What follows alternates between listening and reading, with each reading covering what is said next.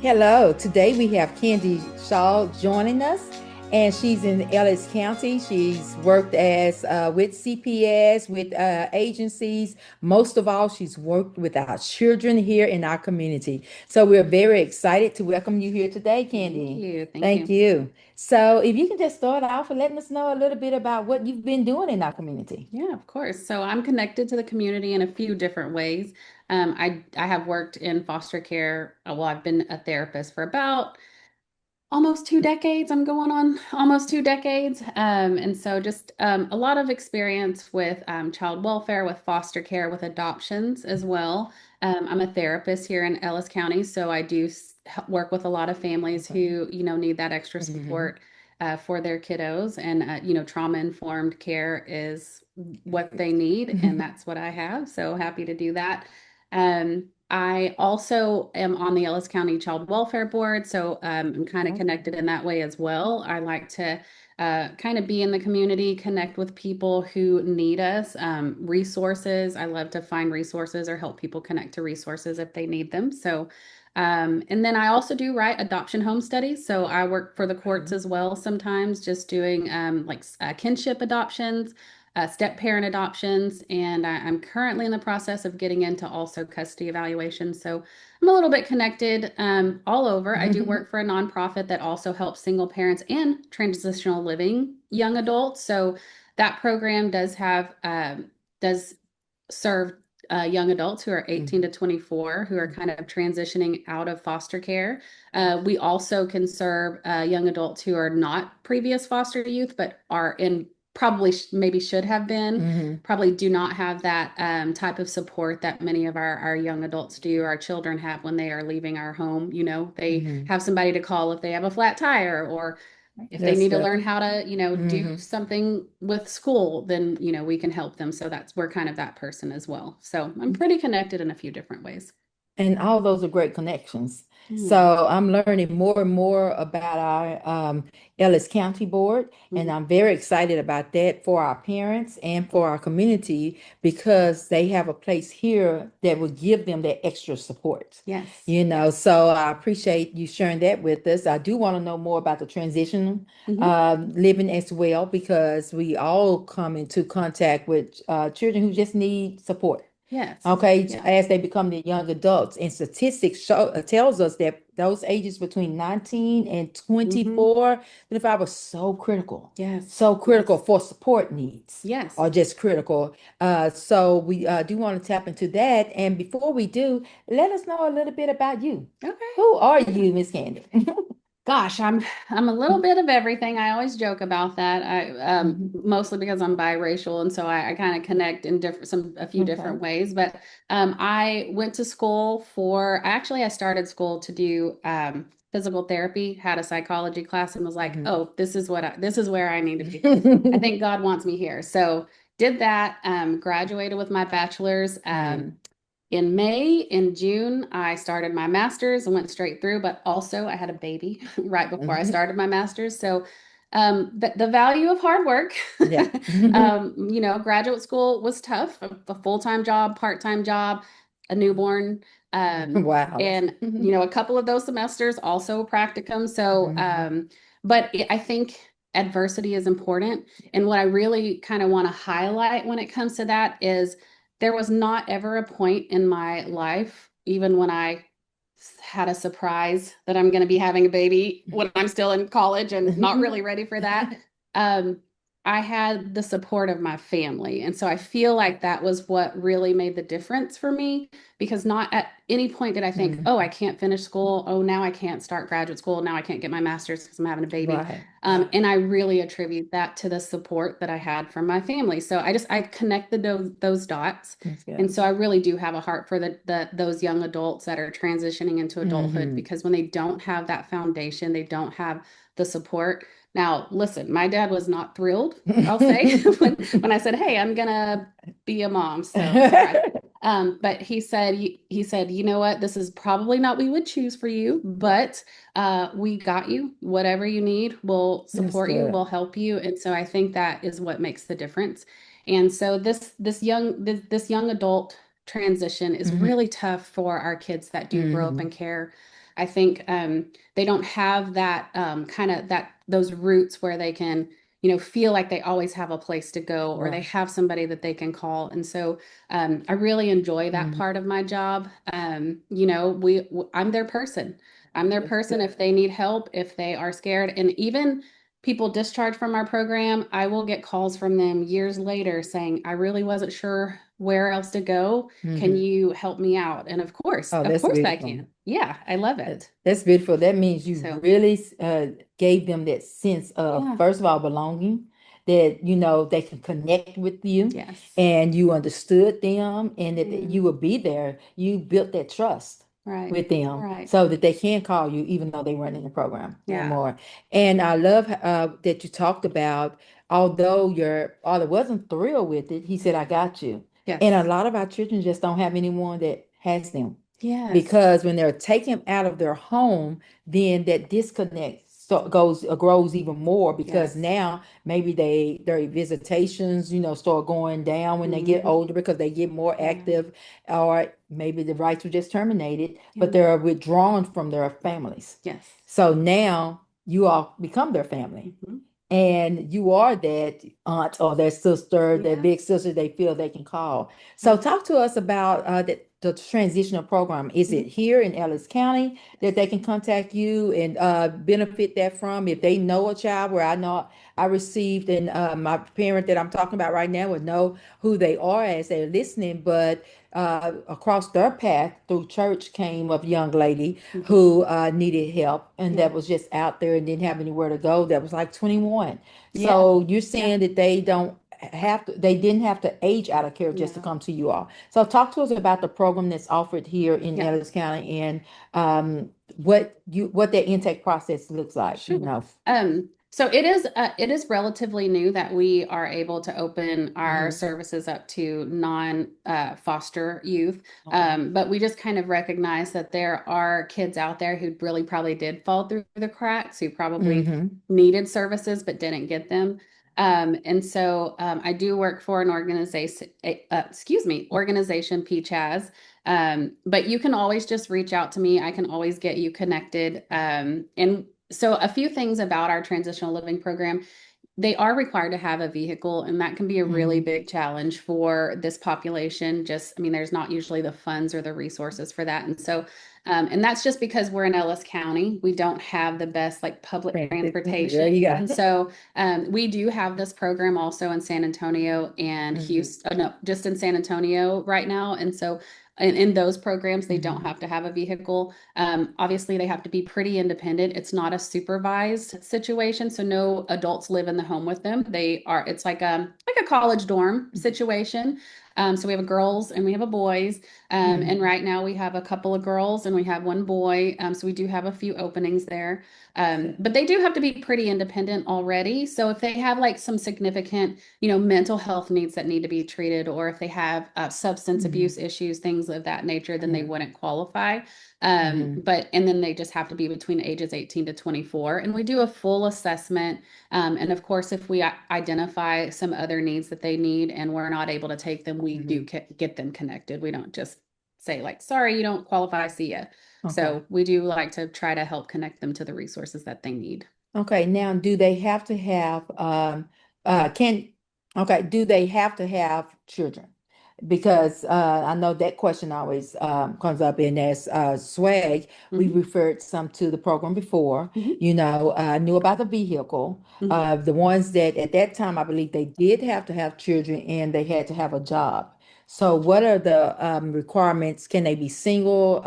They don't have to be married. We know the age requirement and we know the vehicle. Can you talk to us about the other requirements so that as parents know about them or even their own foster children who Yeah. age out, Yeah. they want more, independent life that's not looking to go straight to college that they can Yes. refer to.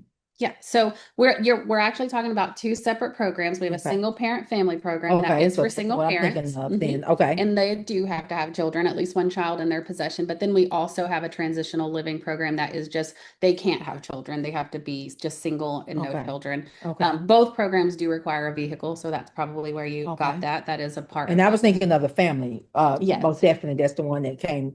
through SWAG that needed assistance. So, okay, Yes. that's good to know. So we're talking about two different programs. Yes, Okay. I over both of them. Oh, So I'm very busy. okay. I'll Oh, we're just say still I take talking to the my right person. yes, you're still Okay. taking talking to the right Okay, person. good. So those are some of the requirements. It's a 12 to 18-month program. So the goal, and Good. I really think that our single parent family program, Mhm. I like to think of it as family preservation. Our goal is to support a family so that they don't end up having to be in the system, their So, children, CPS getting right, involved, right. the state getting involved.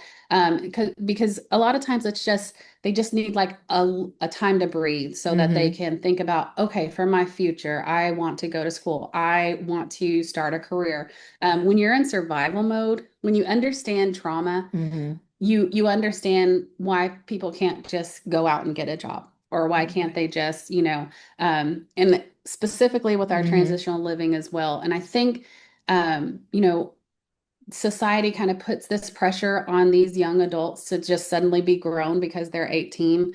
And, when we understand that trauma keeps kids behind, then, I think that that's that's part of what the problem is they Mm-hmm. are still developing, they're still Right. learning, they're still growing. And then with our single parent, just creating a safe space where they can focus on their children, spend time with their children. Right. We do lots of parenting.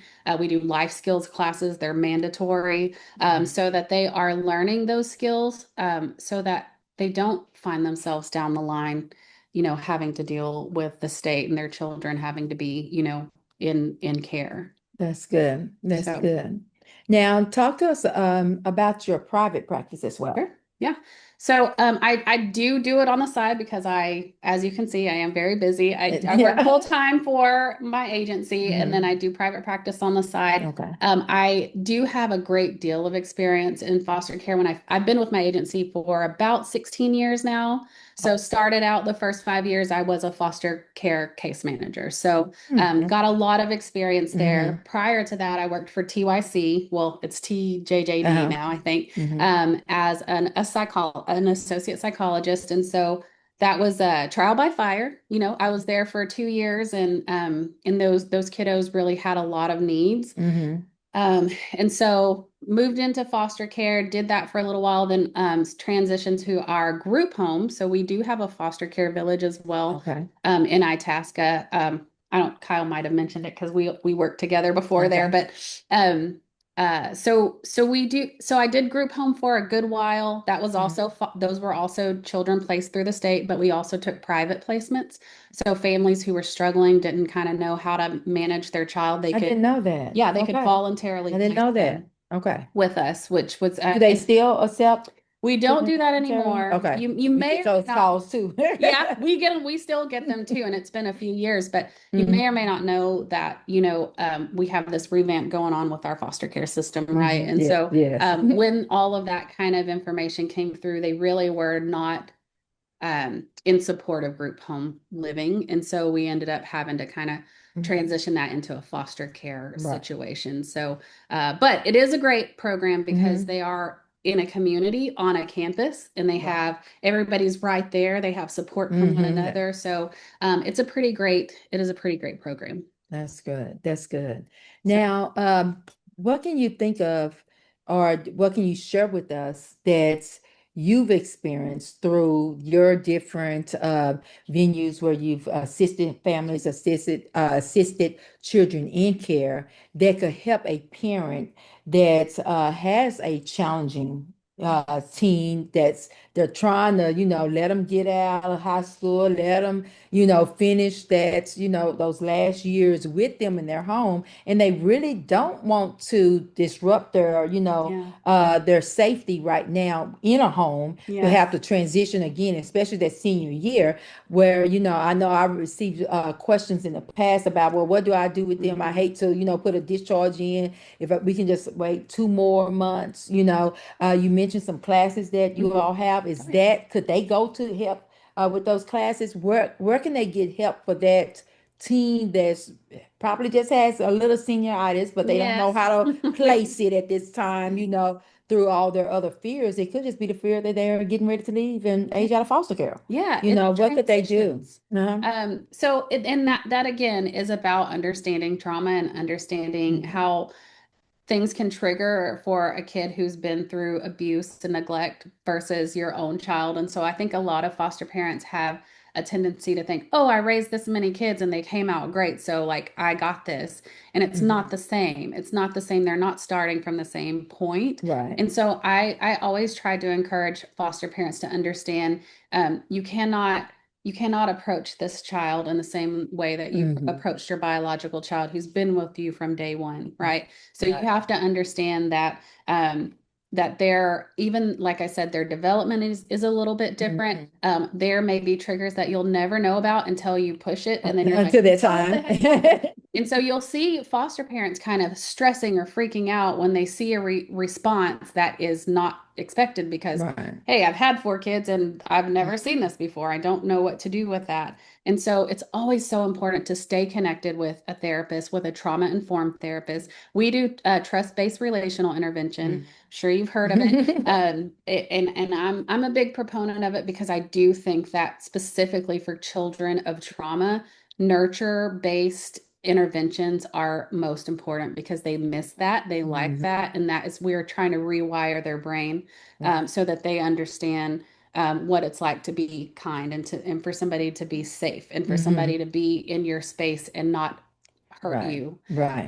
And so that's I'm a big proponent of that. So I really try to teach foster parents to understand that and understand when we're being triggered, we need to step back. Hmm. Okay, let's step Right. back and think about what is going on for the child. What does this child need? Hmm. What are they're needing something right now? It might look like cussing you out or running off or smoking or vaping or I Hmm. think a lot of parents really struggle with all of those kind of behaviors, but that is their way of coping, and we have to replace those unhealthy coping skills with healthy coping skills, and they have to That's good. trust you to be willing to do that. And so it takes some time. That's good. That's good. Yeah. Now we have a lot of parents in our community that's going through TBRI for the Mhm. first time, Yeah. that's preparing to the transition, as we call it, with our different agencies in the state of Texas. Yes.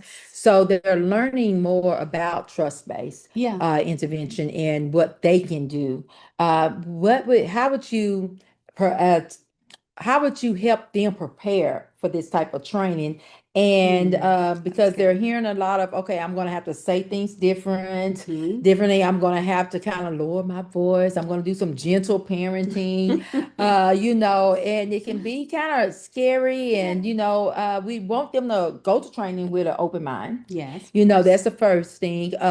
We've actually encouraged them to start reading about it, finding Hmm. out more that you can. What are some things that you can encourage them or you would persuade them to do before they go into this type of training? Yes. So one of the things that I encountered quite a bit just Hmm. working in foster care is these foster parents who come in and say, I'm old school. And that is like a badge of honor. Hmm. This is the way that I was raised and look how great I turned out. And so you kind of said it, Yeah. having to go in with an open mind and Okay. understand that it's again, it's the trauma situation. Hmm. Going in with this idea of like, this is how I parent, and you're trying to tell me to do it that way and it's not going to work. That's the problem, is when they come Right. in with like, there's no way this is going to work. Right. Because here's the thing, when a kid starts feeling safe with you and when they trust you, then you're going to see behaviors. And so in Hmm. your mind, you're thinking, this is not working. It is making things Right. worse. No, it is getting some of those things out so that they can learn new ways to engage and to cope. And so just that perseverance that I have always said, fostering is a calling. It is a Hmm. calling. Most Not definitely. everybody Most could do it. definitely. I would never sign up to be a foster parent because it is a calling. You are Hmm. meant to be there Right. for that Correct. child. And so understanding that means it is a commitment from day one, and Hmm. going in with that mindset Yes. and just understanding it takes time. It's not, you're gonna I've always heard a lot of parents say, oh, we're just giving them whatever they want, or we're just giving into them. And that I've gentle said that. parenting, boy, I've that been can guilty. be, Hmm.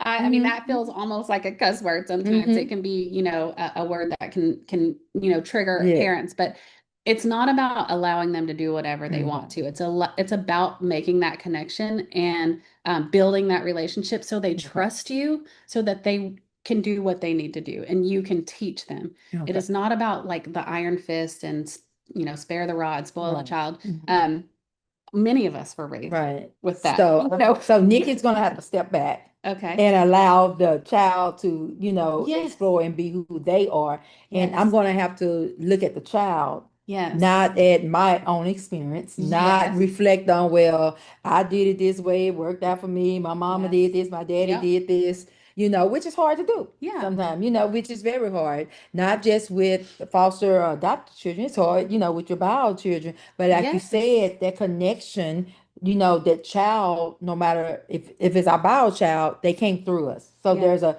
Yes. internal connection there, Yes. but with a child that we've, welcomed into our house to love on, Mm-hmm. then it came with a disconnect. So Yes. we have to work toward a connection, no matter how Yes. great that relationship is. To keep it great, we're gonna and make it better. We have to work on it. Even Yes. to make a great connection, we have to work on it. Yeah. So the key word is connection. Yes, that is always Okay. the key word. And I think the parents, I think it's really important for parents to understand that the let's not put the responsibility on the kid to Wow. make a connection Wow. or to get better. That is not up to them. Okay, that is up to you. You signed up for this. And I always say, like, if you, unless you are 100% sure and you are committed, because it is not going to be easy. It is going to be, there are going to be some deep valleys, right? And Correct. and so just understanding, like, you have to be in the mindset, like, it doesn't, I'm going to make Mm-hmm. this where I am going to figure this kid needs me. Right. And so I think part of that is just that mindset and understanding that it's not up to the kid to fix themselves. It's not up to them to get with the program or Mm-hmm. get in line. It is up to you to understand what that child needs and then to help them move forward. Right. And it's so funny that you say that because I recall a, a conversation, and I'm trying to see how I'm going to say this without embarrassing myself, but with my 17-year-old daughter. Mhm. She was asking me something late at night Okay. after a long day. Hmm. I wasn't happy that I was woken up. She was trying to really have a conversation, and I didn't want to have this conversation. And it was about, I don't recall if it was about taking her somewhere or giving her permission of something. And Hmm. I said, look, I'm not going to deal with that right now. Let's just Yeah. go to bed, talk about it, tomorrow. And then I recall her clearly stating, and it was the first time ever, and she's been with me since 3 years old. She said, that's what you signed up for. She Ooh. said, you signed the papers. Out in my mind, because we Ooh. never really talk about, Yeah. oh, you're adopted or anything. This is my child. This is my Right. girl. This is my baby. Right. So I was thinking, what papers? What did I sign What are you up for? talking? What is she talking about? And I'm like, what papers did I sign? I'm thinking maybe school work Yeah. papers. What papers did I sign? She was like, you signed up for this. You're my mom. I'm your child. You gotta do this. Yeah. She We're never all brought part of up it. adoption. She was just saying because I'm mom, Yeah. I It's signed up for it. I was on the family, I was supposed to do it. And I'm like, okay, but can I do it in the morning? It's just the way I ended the it comes conversation. with the territory. But when I told my husband about it, it was just hilarious to us because we were thinking, I don't know what she was alluding to, but Hmm. when you said that, it's right. It's You're like, right. that's not And on me, even if it's mama. my child child, they don't ask to be born. We Oh my signed up for goodness. that. Thank You goodness know, I'm not here like having to talk about my own right. We parenting. signed up Yeah. for that, Yeah. but it's true because she stated it. She used those words out. Hmm. She wanted an answer right then and there. She wanted to know how this was going to work. Yeah. Could she do it? When she, so I think no matter who the child is, where it is, as a Yeah. parent, if we're going to parent effectively, we're Hmm. going to have to make sure that Yes. we're aware of the Hmm. situation, aware of their needs, because I didn't care about a need at that time, Hmm. except for mine. So Right. Like I mine. wanted my need to go back to sleep, Yeah. because it's all same child that'll wake me up and say, "Oh, are you asleep? Did you just wake me up?" I don't even know what that. So it was like, she had a need that she needed, Yes. to be met at that times, but we have to connect. So But we, can I say uh-huh. something else? Gonna teach What me I how, what should no, I do? this is no, what I Mhm, want to tell you is mhm, you taught that child about accountability.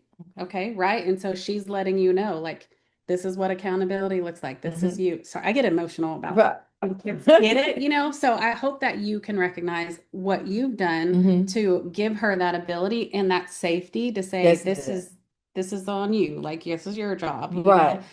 that says she feels safe with you, right? And she understands accountability and she's showing that back to you. So that's That was beautiful. That's actually a right. I'm really just, cool thing. and I answered, I guess, appropriately that time because it's not all the time, but that time because I said, you know what, you're right, but can I do it in the morning? Yeah, And she was like, okay, well, let me know when you get up. And we ended the night. I was able to go back to perfect. sleep, but even by hearing you say that, Yeah. everything that I know that we've been through, the two of us, Hmm.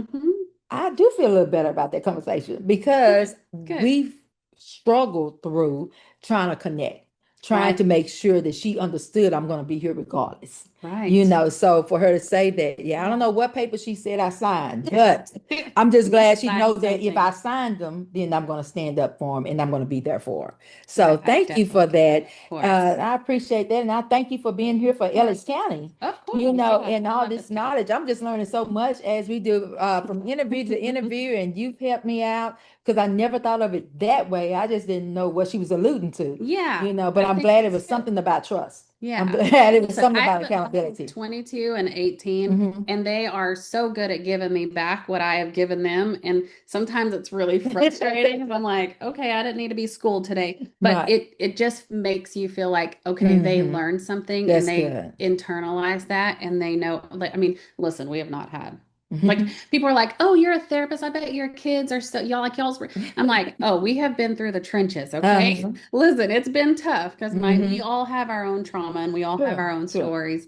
But when I look at them as a whole, I taught them what they needed to be. And sometimes it's tough because then they're Hmm. grown-ups and they want to be Oh, grown-ups. yeah. But that's what I give to foster parents as well, is just helping them understand the places that they went right. Because a lot of times when we get into these trainings, all we can hear is I did everything wrong and Wrong. my children Yeah. are ruined. Like, what am I gonna do? But the truth is there's so That's many true. little pieces that you did right. That's why Hmm. you're here. And Hmm. so when they understand that and when foster parents internalize that, it's really cool because you can see like they get confident and then they start doing more because they're like, okay, I did something right. Like I'm so excited about that. And so I'm That's pretty awesome. strength focused. I'm kind of a I love Pollyanna, but I think that. it gives them that encouragement to Yeah. like keep going. Right.